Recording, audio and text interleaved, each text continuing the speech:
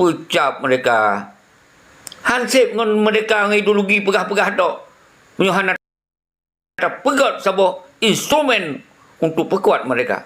Di luar negara pada instrumen pun dukung, laki dukungan bak negara-negara nilai.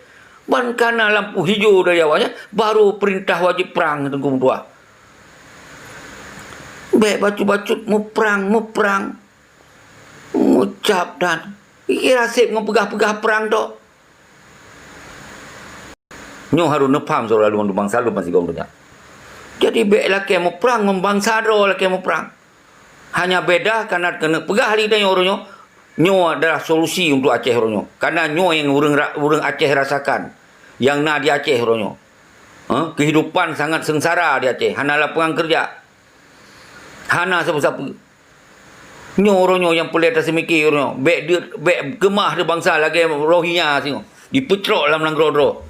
Karena kai pegot dalam provinsi Sumatera Utara sini. Tamu perang hai le, siapa hai le?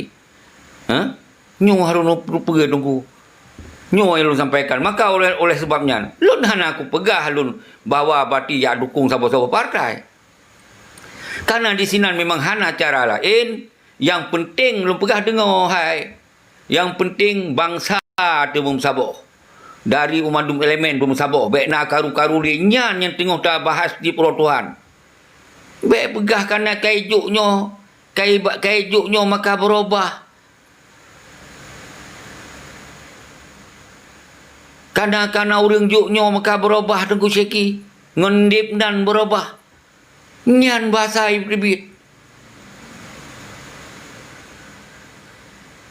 Kiban han sakit utak ada dengar. Yang korban tu mau ratusan juta. Haid hitungnya.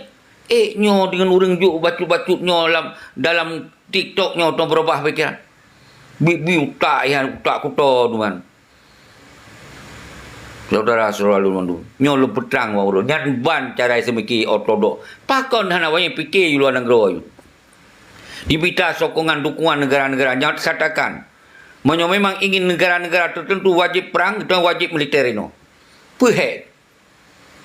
Tapi ketika orangnya hana perang tan siapa tan, yang perintah tan, yang terima perintah tan, pegah-pegah yu mereka, wate hana tengu.